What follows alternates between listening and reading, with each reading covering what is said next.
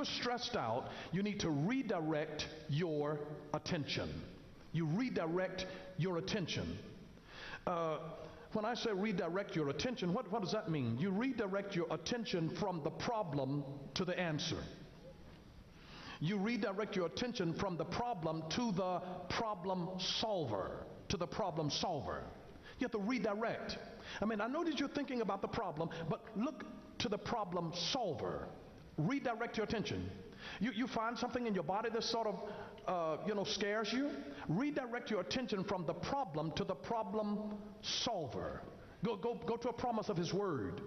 Put your eyes not on the greatness of your problem, but the greatness of your God, who has the capacity to solve the problem.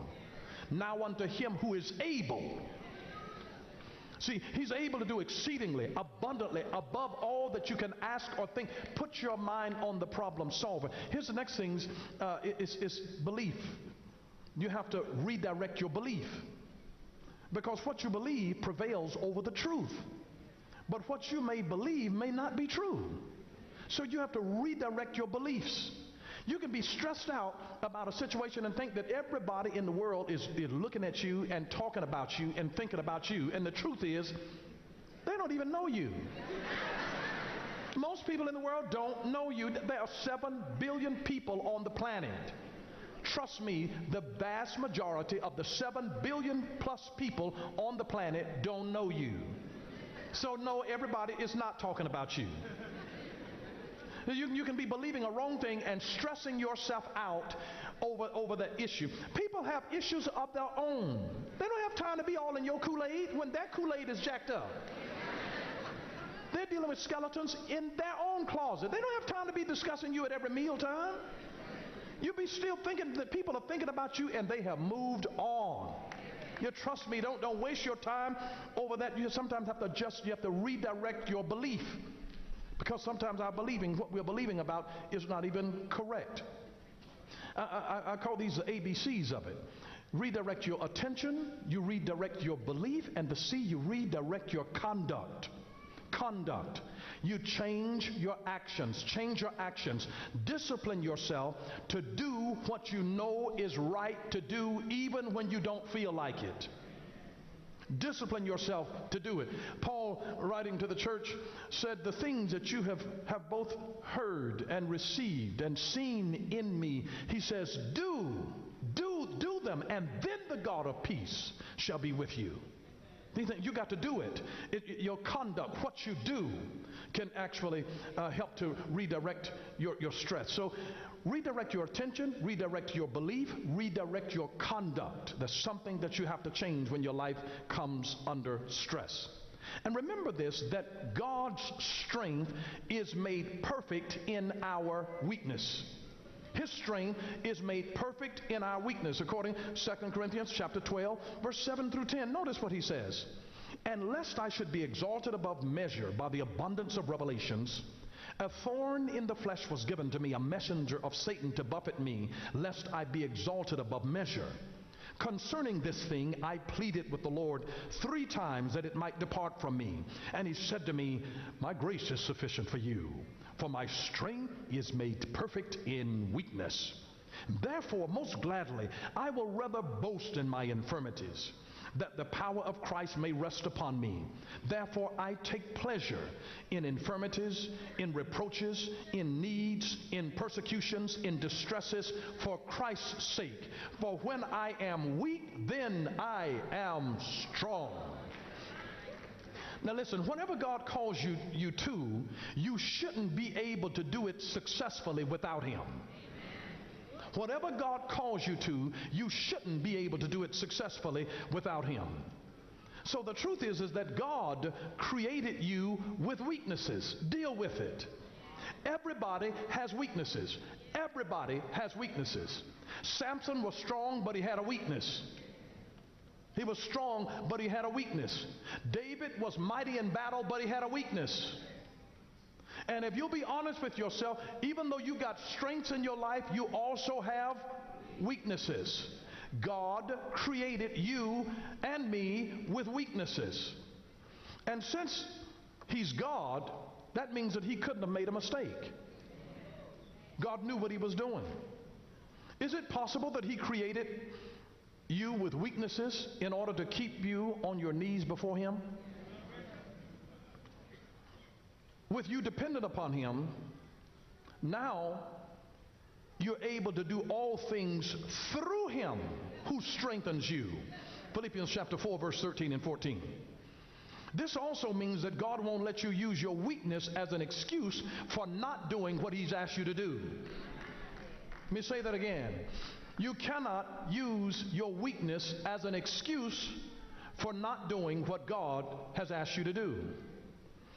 Because if God is ever calling you to a monumental task, he'll also give you everything that you need to complete the task, starting with the Holy Spirit working within you. Because God did not call other people to this task, he called you.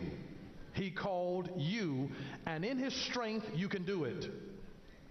Because the God who loves you, he is with you every step that you take as you follow Jesus towards your destiny. So I want you to realize that when you obey God, that there is some loneliness built into the journey. But stop confusing the feeling of loneliness with the transformative season of being alone. You have to stop confusing the feeling of loneliness with the transformative season of being alone. There are times that God will isolate you.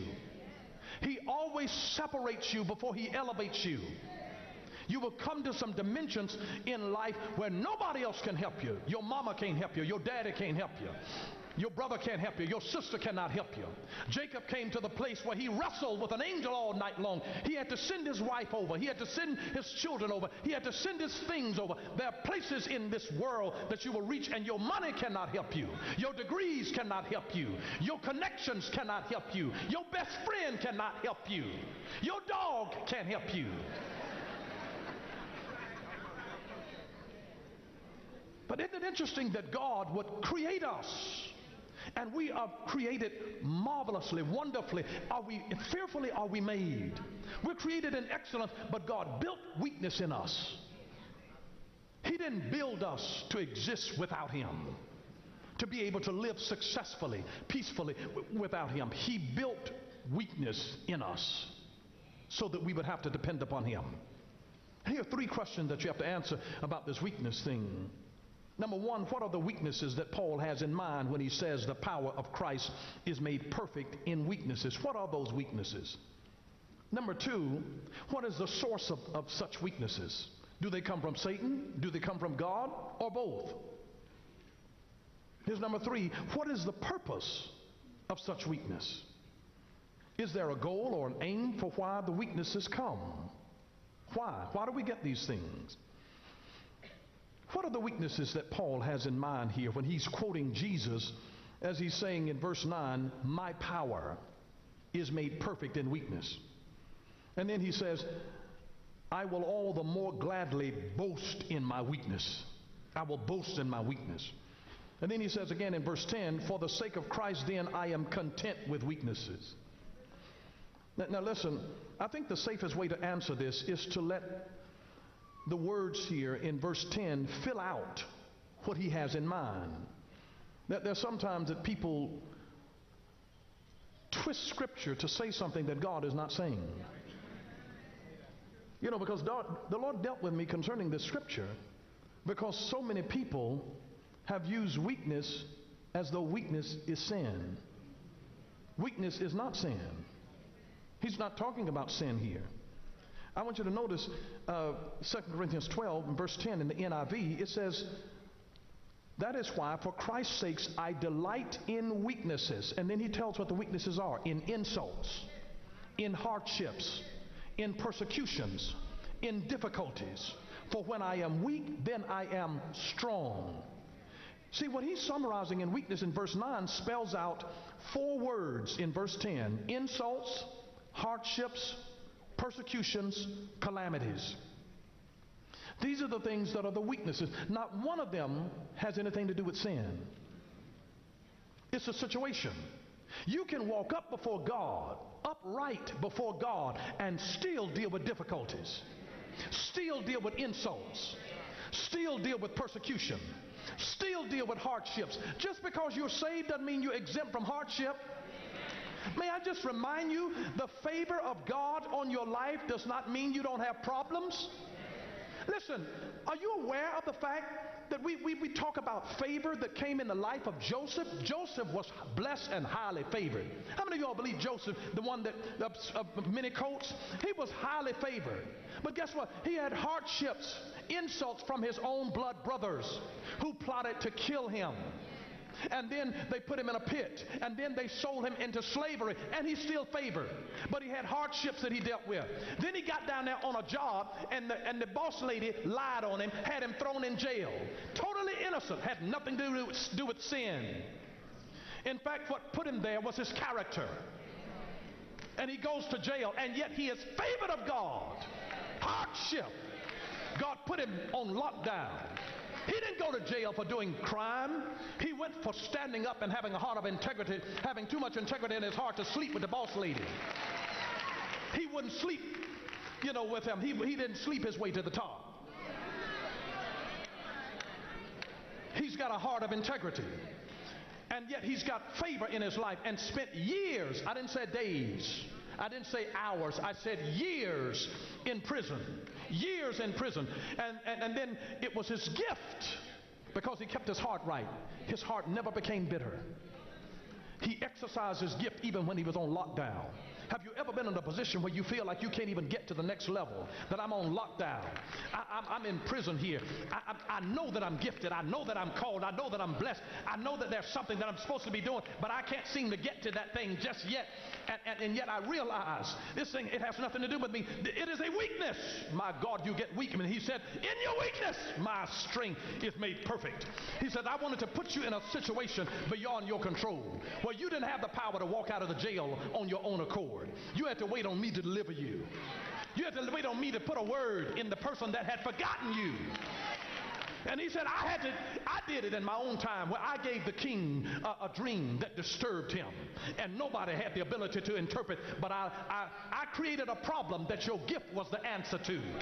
And he says, if you will trust me, I'll stir up some things in this world, because I've given you keys, I've locked answers on the inside of you, and they will call for you. That your gift will make room for you and will bring you.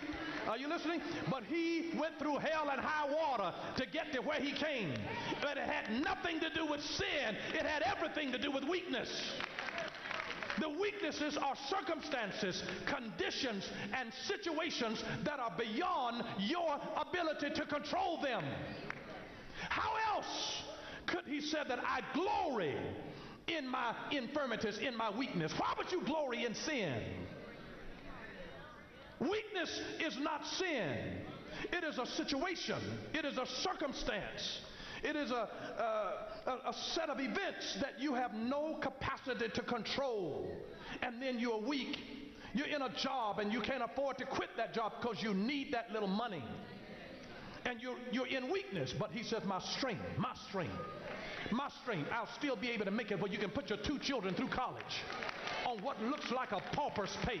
He said, my strength, my God, I'll be able to help you put food on the table and keep your bills. And I will amaze you at what you can do on such a weak, pitiful salary. I will astound you. You have no control to change your income right now. But he said, I will let my strength be made perfect. I'll manifest it right in the midst of that.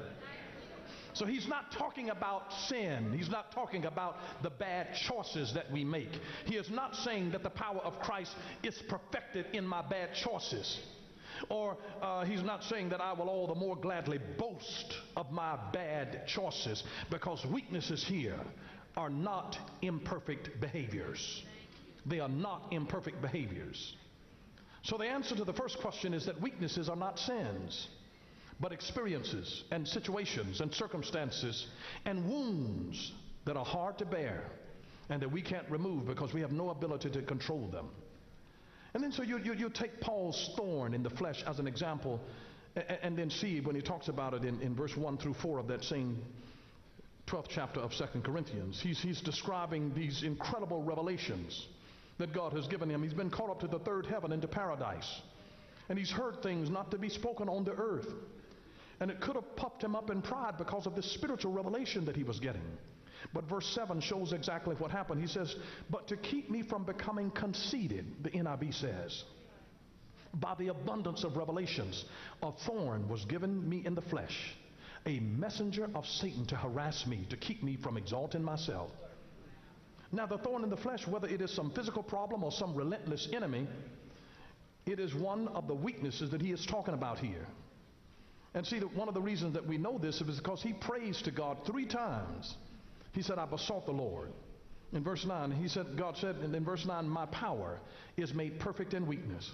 So the thorn in the flesh is one of the weaknesses that he's talking about. Now, where does this thorn come from? What's the source of our weaknesses? What's the source of this thing? Paul calls it a messenger of Satan. A messenger of Satan. Verse 7, given to harass him. Have you ever gone through a period in your life where before you can recover from one thing, you're hit with something else? That's what it means to buffet. To buffet, you buffet a punching bag. To buffet means to give one blow after another. Pow, pow, pow. Have you ever been in a situation, as soon as you clear up one thing on your job, pow, here comes something stupid with your children, pow. And if it's not your children, here's your spouse, pow. And then if it's not your spouse, it's something in your own health, pow. Just one thing after another, just pow, pow, pow. Just before I can get through this, pow, here comes something else. It is a messenger. You need to be able to recognize messengers of Satan, to realize this is not normal. And you cannot fight this with carnal weapons. For the weapons of our warfare are not carnal, but they are mighty through God to the pulling down of strongholds. You need to recognize the source. When it is a messenger of Satan sent to buffet you, you have to know how to rebuke the devil. But see, Satan is not the only one that worked here. With the thorn, God was also at work. The thorn was not just the work of Satan to destroy, it was the work of God to save. It was the work of God to save. We know this for 2 reasons, because Paul describes the purpose of the thorn in the terms of it preventing pride. But Satan's whole design is to produce pride, not to prevent it. That's how he kills. He kills in pride over what we have done, or in despair over what we have not done. That's how the devil messes us up. Over pride of what we have done, or over guilt and condemnation of what we haven't done. So Paul's revelation in the third heaven that he had been translated to made him vulnerable to pride and self-exaltation. And so God uses hostile intentions of Satan for Paul's holiness. It's amazing that God can use something that the devil would do, because God is in control, even of Satan. He is. And God wanted to make Paul humble and to turn him away from self-exaltation. So God appointed the thorn of Satan for the work of his salvation. And the other reason that we know that the thorn is God's work is not just Satan's, is because when he prayed about this thing in verse 8, that God would take the thorn away, God said no, because my power is made perfect in weakness. So I'm not going to do it. In other words, he says, I have a purpose in what's happening to you. This is not ultimately Satan's destroying work. It is ultimately my saving and sanctifying work. And there are certain things that will not purify your heart until you go through hell and high water. You don't know how to love people in the compassion of Christ until you have been taken down to the dust. So the answer to our second question is that the source of our weaknesses may sometimes be Satan and his destructive design for us, but our weaknesses are also designed by God for our good. So it's a combination of the two. And then when you talk about what is the purpose of such weaknesses, the purpose. Is there a goal? Is there an aim as to why weaknesses come? Why do insults and hardships and persecutions and calamities and troubles come? Why is it that you're in a situation beyond your ability to control? You can't find a job, or you feel trapped in an awful marriage, or why is it that your mama had cancer? I mean, why is it that you can't have children? Why is it that you have no friends? Why is it that nothing is working in your life? Paul gives us 3 brief answers from his own experience that I think are tremendously important for us to live by. Is that Satan's purpose is to buffet you. It is to buffet you. And so he must be resisted. But God's purpose is to humble you. You see, God's purpose over and through Satan's harassment is humility. His purpose is humility. Paul here was in danger of pride and self-exaltation, and God took steps to keep him humble, because God thinks humility is more than comfort. That humility is more than comfort. And humility is more than freedom from pain. Humility is more valuable than freedom from pain. And so he will give us a mountaintop experience in paradise. But after you finish with the mountaintop experience, he'll send you back to the valley. Moses had experiences with God up on the mountain that took him into the third heaven. He was just glorious up on the mountain. But then God says, now go back. When he came back to the mountain, he dealt with all kinds of complaining and griping and idolatry, all of this stuff. You come right out of intercessory prayer. You've been in the heaven, and then you come back and your telephone rings and some foolishness. You check your email and some craziness is going on. Just craziness. So, and then you have to realize that God's final purpose is to glorify Jesus. In our weakness, it is to glorify the grace, the power of his Son. The ultimate thing is that he be glorified. That in the good and in the bad, that all things, Romans 8:28, all things will work together for your good. All things, the good things and the bad. He'll let all things work together for your good. All things. Not just a few, all. Everything that has happened to you. Paul said, the things that have happened to me have fallen out for the furtherance of the gospel. I've been in prison. I've been beaten and left for dead. He says, but everything that has ever happened to me happened for the furtherance of the gospel. And there are some things that will be negative that will happen to you in your life. And I'm just here to remind you that even though it happens in your life, that God will let it all work out for his glory. He will let it work out for his glory. I'm just telling you, trust him, trust him, trust him. And the good news of the gospel is this, is that we can trust God. We can trust God. He tells us that in Psalm 46, verse 1 and 2, God is our refuge and strength, a very present help in trouble. God is our refuge and he is our strength. Even amidst your weaknesses, he's our strength and he's a very present help in trouble. God steps into your trouble. There are times that God will deliver you from trouble, but there are other times that he'll come right into your trouble with you, give you saving power, stamina power. He'll give you enduring power to say, you must needs go through this, that I'm going to be with you. I'm not going to take you out of this situation. I'm going to come in this situation and I'm going to walk with you every step of the way. And I will develop a strength in you, a love in you, a compassion in you, a wisdom in you. I'm going to come into your situation. And it is through the trouble that you're having in your marriage that I will make you the woman. I'll make you the man that you need to be. I'll take you through this issue that you're dealing with your child. And I'll make your heart so compassionate and tender and merciful that you will be an expression of my grace to other people that are wayward outside of the will of God, and I will overwhelm them with my goodness, and my goodness will lead them to repentance. He has a way of taking even bad things, negative things, evil things that were coming in your life that you had no ability to control, and God says, listen, my hand is on you. I've got you. I'm not going to take you out of the situation here. I'm going to come into your sick room, and while you're on your sick bed, I will build in you the character of Jesus Christ. I will strip out of your pride here, because now you got to depend on somebody to help you. When you were self-sufficient and this thing was all about you, God says, I got this. I'm trying to work and I'll make you better after you've been through what you're going to go through. I'll strip you down to bring you back to the core, to the fundamentals of what I wanted to do in your life from the very beginning. I'm going to bring you back to the basics. I'm going to purify your heart, because you've gotten into a place where you thought that this was because you had learned a few scriptures and that you could exercise authority over demons. But God wanted you to know, I'm in control of the devil. You don't necessarily control that. I got this. He can only go so far, and he'll do nothing without God's permission to do it in your life. The devil had to get permission before he could mess with Job. And so when you begin to try to rebuke the devil when God has given him a leash, you better walk with God and let God get your heart right. And he didn't come out of that situation until God changed his heart. He was already a righteous man, but he had a little pride along with his righteousness. So God had to take him through an experience. And when he came out, Job prayed for his friends. Forgiveness came. God washed him. He purged him. He cleansed him, and God made him better. And then he had to trust him to say, you've lost everything that you got, all 10 of your children, but God gave him 10 more children. He lost all of his cattle, but God gave him more. The second end, God gave him double. He had double possessions of everything that he started out with before. And I just declare to you that if you'll just hang in there, if you'll be faithful to God, if you'll not get bitter, if you'll keep your heart right, that God will give you double for your trouble. He'll open new doors for you in this next season of your life. Even when the devil looks like he's messing, God's getting ready to bless you. I'm just telling you that God has plans for you beyond this situation. When there are situations of things that you are waiting on, our times are in his hands.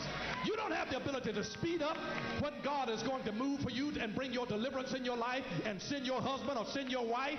You don't have any control over certain of these things that are held in his times. And God is saying, listen, this is my time. I've got you. And I'm gonna work some things out of you, so that I can work some things in you, so that I can then work some things through you. But God says, I've got you, and I'm going to use what has been a weakness to you, your inability to control the situation. And I'm going to teach you to trust me like you've never trusted me all of the days of your life. For God, he's our refuge and our strength, and he's a very present help in the time of trouble. And that's why he just said, everything that you can't control, he says, cease struggling. Stop dealing with this thing. Be still and know that I am God. He's saying you're trying to control somebody else, playing private investigator, checking through somebody's phones, going through somebody's email. God says you will never be able to straighten your mate out by trying to play detective. He says you better trust me. The only person you have the capacity to change is you. Let it go. I want you to hear the word of the Lord today.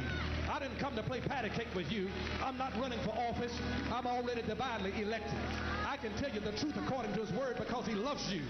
Set your mind free. You're giving yourself ulcers. You're staying up at night. You got your blood boiling and your blood pressure is out of control now. Cease struggling. Trust him. Rest in him. Forgive them so that it doesn't destroy you. And let God control what you cannot control, because it's in his hands. It's in his hands. God's got you. And I declare to you that God will deliver you, that this thing will not conquer you. It will not conquer you. It will not conquer you. It will not conquer you. You're in his hand. You're safe in his arms. Our God is a refuge. Thank you for watching Power for Living with Bishop Dale C. Bronner. Join us again next time for Power for Living, where revelation is power. Power for living.